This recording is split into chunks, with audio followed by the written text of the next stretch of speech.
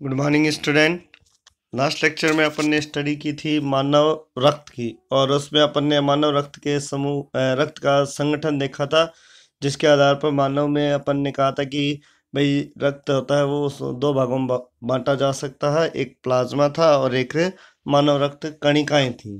तो प्लाज्मा जो था वो अपन कह रहे थे भाई 55% था, और कणिकाएं 45% थी। कणिकाओं को वापस अपन ने आगे तीन भागों में बांटा था, आरबीसी, डब्ल्यूबीसी और प्लेटलेट्स। आरबीसी मुख्य कणिकाएं थी जिसमें हीमोग्लोबिन वगैरह प्रेजेंट था, जो रक्त का में ऑक्सीजन और CO2 का आदान प्रदान करता था। डब्ल्यूबीसी को अपन ने वापस उसके कोशिका द्रव्य में कणिका की उपस्थिति अनुपस्थिति आधार पर दो भागों में बांटा गया था। एक तो थी कणिकीय और एक अकणिकीय। कणिकीय को अपन ने वापस तीन भागों में बांटा था, न्यूट्रोफिल्स, इओसिनोफिल्स और बेसिफिल्स। और अकणिकीय को मोनोसाइट और लिम्फोसाइट दो भागों में बांटा था। आज जो अपना टॉपिक है वो है अपना ह्यूमन ब्लड ग्रुप, यानी मानव रक्त समूह। तो देखो, रक्त समूह क्या होता है? अपन ने खूब सुना है कि भाई उस व्यक्ति को रक्त की आवश्यकता होती है, तो इस रक्त समूह का रक्त चाहिए, बी का चाहिए, ए का चाहिए, ओ का चाहिए। भाई ये ए बी ओ रक्त समूह आते कहाँ से, कैसे बने अपने शरीर में? जबकि रक्त तो सब में समान होता है, सबका लाल रंग होता है, सब में आरबीसी डब्ल्यूबीसी होती है, सब में प्लेटलेट्स होती है। फिर भी ये समूह कैसे बने? अलग अलग अपन एक ही व्यक्ति का रक्त है वो सभी व्यक्ति को नहीं दे सकते। क्यों नहीं दे सकते? क्या रीजन होता है? रक्त समूह किस तरह से बनते हैं, उसको किस तरह से मिलान किया जाता है, वो सारा इसमें अपन देखेंगे। तो देखो, मनुष्य में जो रक्ताणु होते हैं यानी आरबीसी जो होती है, उसकी सतह पर कुछ एक विशेष एंटीजन होते हैं। क्या होते हैं? कुछ विशेष एंटीजन होते हैं।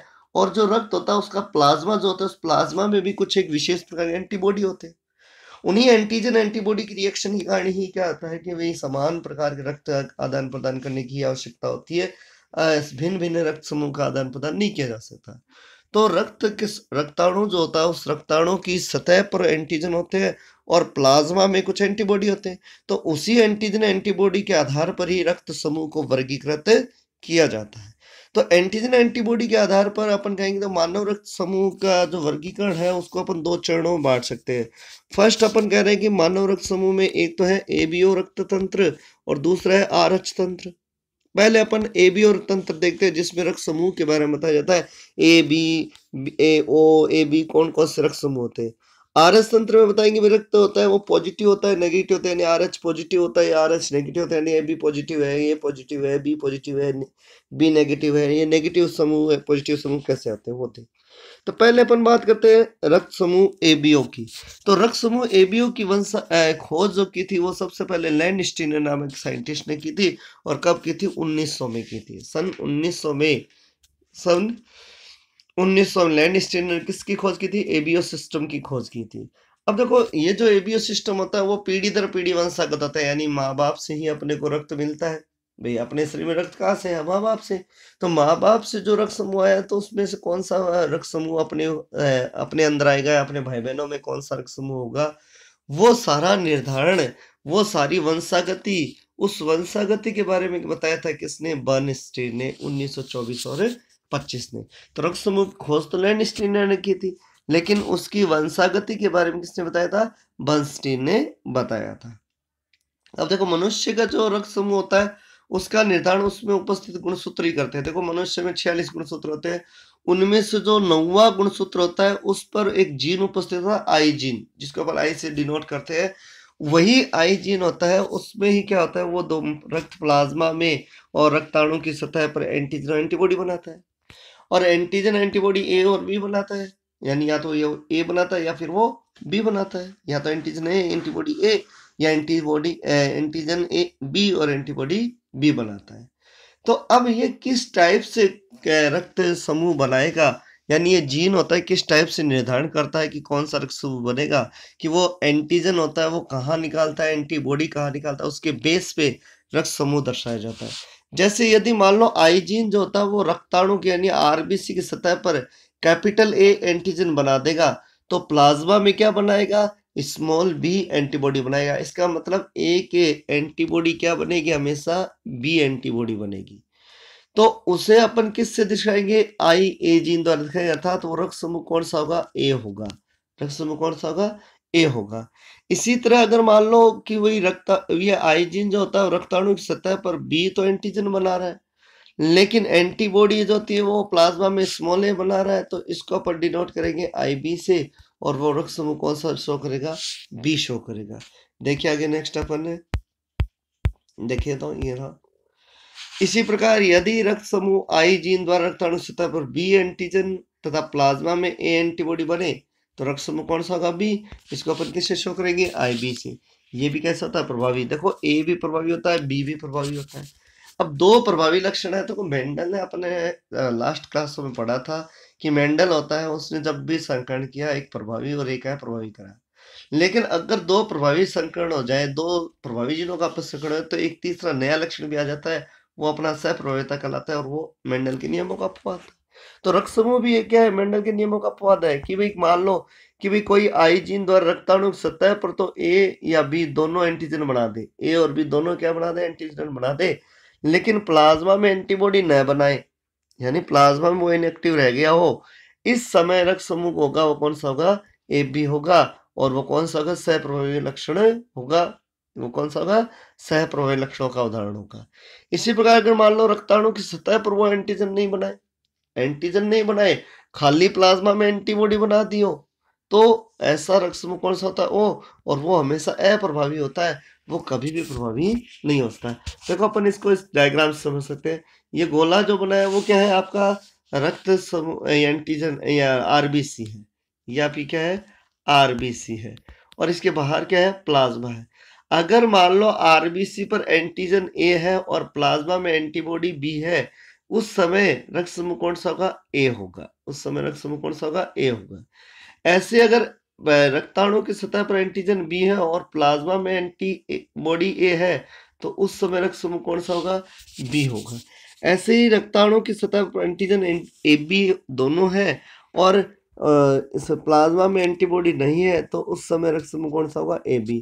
ऐसे ही रक्ताणु की सतह पर कोई एंटीजन नहीं है, लेकिन प्लाज्मा में एंटीबॉडी A भी है और B भी है, इस समय कौन सा होगा? इस समय हमेशा रक्त समूह O होगा। तो इस उपरोक्त विवरण को अपन एक टेबुलेशन फॉर्म में देखें तो उसका जीन वगैरह सारा अपन बना सकते हैं। जैसे मानव रक्त समूह A है तो उसमें एंटीजन A होगा, एंटीबॉडी स्मॉल भी होगी। उसको अपन प्रभावी अप्रभावी जीनों के रूप में जीनोटाइप दिखाए तो संयुग्मजीवी भी हो सकता है, विसंयुग्मजीवी भी हो सकता है। तो IA यानी संयुग्मजीवी हो गया, IO यानी विसंयुग्मजीवी हो गया। O क्यों लिखा? क्योंकि अप्रभावी होता है, प्रभावी के उपस्थित अप्रभावी प्रकट नहीं होता, इसलिए रक्त समूह A ही होगा। ऐसे बी होगा तो एंटीजन तो कैपिटल बी हो गया और एंटीबॉडी स्मॉल ए हो गई, और इसका genotype IB IA IB IO हो गया। और रक्त समूह O होगा तो इसमें एंटीजन नहीं होगी, एंटीबॉडी दोनों होगी, और IO होगी। और AB होगा तो इसमें एंटीजन होगी, एंटीबॉडी नहीं होगी, उस समय ये IA ये जो इसका IA IB से शो करेंगे। क्लियर?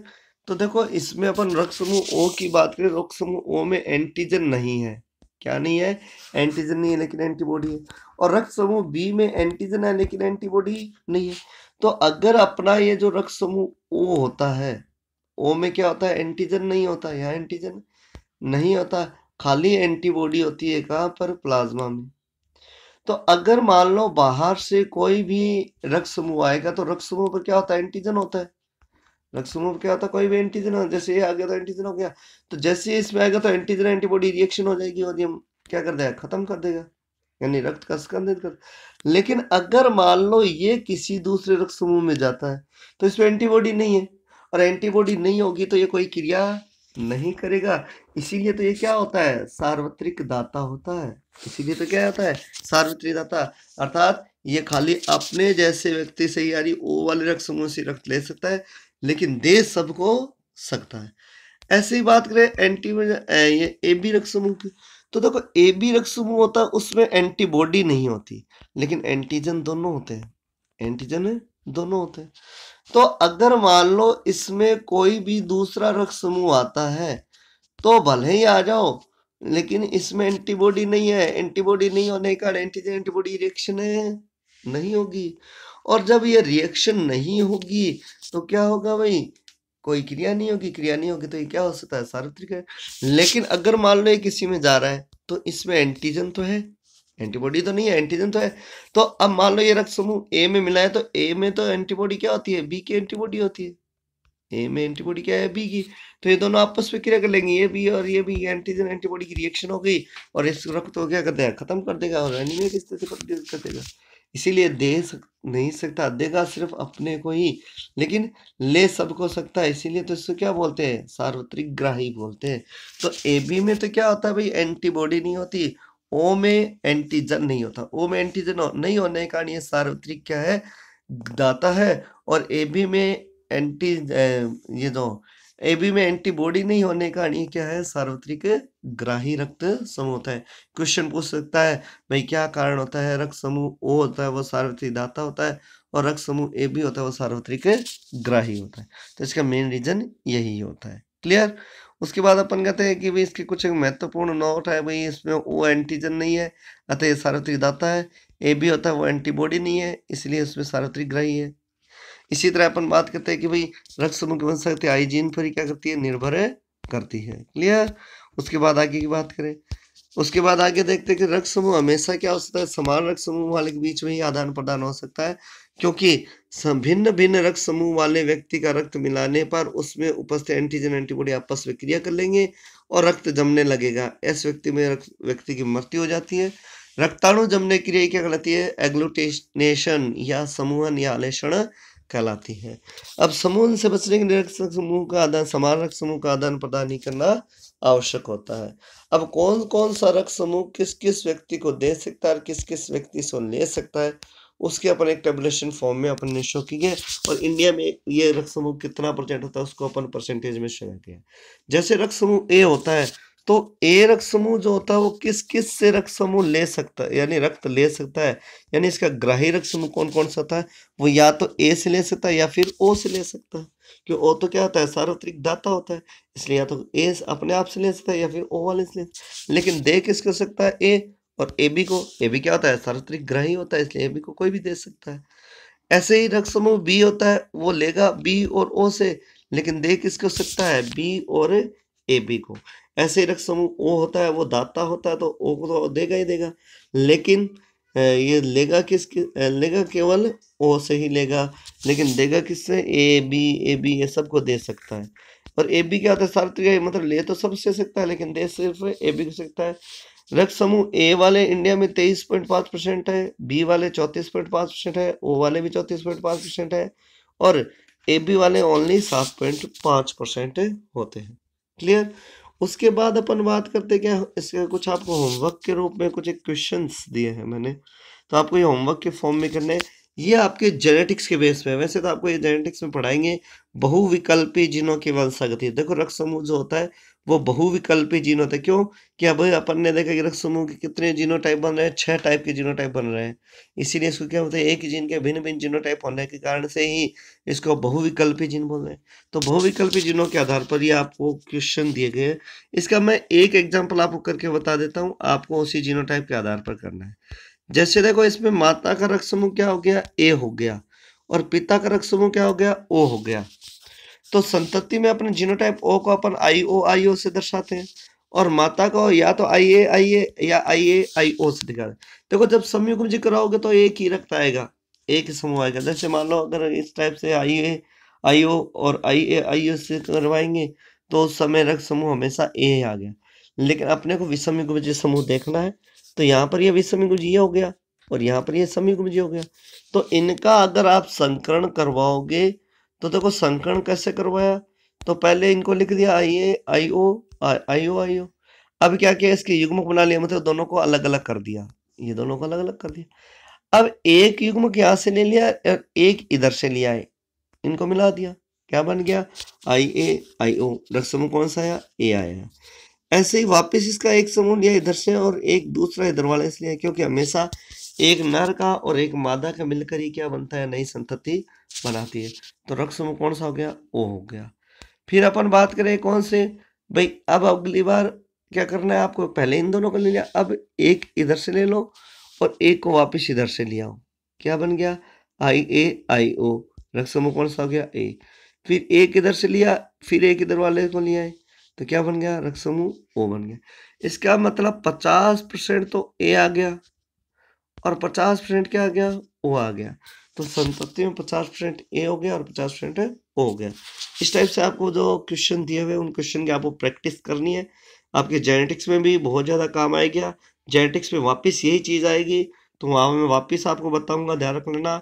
और वहाँ मैं क्वेश्चन भी आपको पूछूंगा, वहाँ सॉल्व आपको करना। इसीलिए अभी आप क्या करो, इनकी प्रैक्टिस कर लेना। इसकी बेस पे नहीं आए तो आप डाउट के टाइम पे पूछ ले सकते हो। क्लियर। नेक्स्ट अपन बात करते हैं, ये तो हो गया अपना कौन सा, ए बी और समूह। नेक्स्ट अपन बात करते हैं कौन सा, आरएच तंत्र की। आरएच तंत्र क्या होता है, देखो आरएच तंत्र अपन बोलते हैं ना कि रक्त समूह ए पॉजिटिव होता है, बी पॉजिटिव होता है, कौन कौन सा होता है। ये आपके प्रैक्टिकल में भी है, आपको 12th के प्रैक्टिकल में आपको करवाएंगे भी, आपको ब्लड टेस्ट करवाएंगे और उसमें आपको पता लग जाएगा अपना ब्लड टेस्ट किस टाइप से, कौन सा ब्लड ग्रुप है। ठीक है, क्लियर। अब देखो पहले अपन बात करते हैं आरएच समूह की। तो आरएच समूह की खोज किसने की थी, लैंडस्टीनर और विनर ने की थी। किसमें की थी, 1940 में। किसमें, रीसस वानर, लाल मुंह वाला जो बंदर होता है ना, बंदर जो होता है, उसमें इसको खोज किया था। रीसस मंकी में इसको खोज किया था, इसीलिए इसको रीसस कारक भी बोलते हैं। आरएच का मतलब होता है रीसस कारक, रीसस कारक। क्लियर। आरएच मतलब यहाँ पर क्या है, रीसस से लिया गया है, रीसस कारक है। क्लियर। फिर अपन बात करते हैं रीसस कारक जो हमेशा होता है वो आरबीसी के ऊपर होता है, यानी आरबीसी पर एंटीजन की फॉर्म में होता है। यानी आरबीसी पर क्या होता है, एंटीजन होता है। और उस एंटीजन के प्रति प्लाज्मा में क्या होती है, एंटीबॉडी होती है। तो आरएच हमेशा जो रक्ताणु होता है, आरबीसी होता है, उसके ऊपर एंटीजन के कारण होता है कि भाई एंटीजन कौन सा है, उसके आधार पर।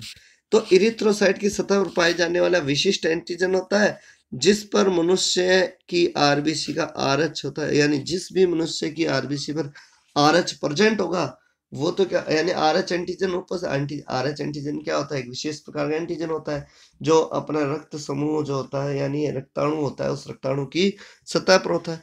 अगर वो रक्ताणु की सतह पर उपस्थित है तो वो व्यक्ति का ब्लड ग्रुप आरएच पॉजिटिव होगा, और अगर उसकी रक्ताणु पर नहीं है तो उसका रक्त समूह आरएच नेगेटिव होगा। भारत में 93% लोग कैसे होते हैं, पॉजिटिव वाले होते हैं। केवल 7% ही क्या होते हैं, नेगेटिव वाले होते हैं। इसका मतलब नेगेटिव चांस होता है वो रेयर में मिलता है, और पॉजिटिव होता है वो खूब मिल जाता है। क्लियर। आप में भी आपको जब ब्लड ग्रुप का चेक करवाएंगे लैब में तो देखना बहुत कम जनों का नेगेटिव आएगा, लगभग सभी क्या आता है, पॉजिटिव ही आएगा। क्लियर। नेक्स्ट अपन बात करते हैं इसी आरएच कारक के असंगतता की। देखो आरएच कारक जो होता है उसकी असंगतता कैसे होती है, आरएच कारक होती है वो किस तरह से अपने तंत्र में है वो बिगड़ता है। तो अपना अभी नेक्स्ट टॉपिक अभी अपन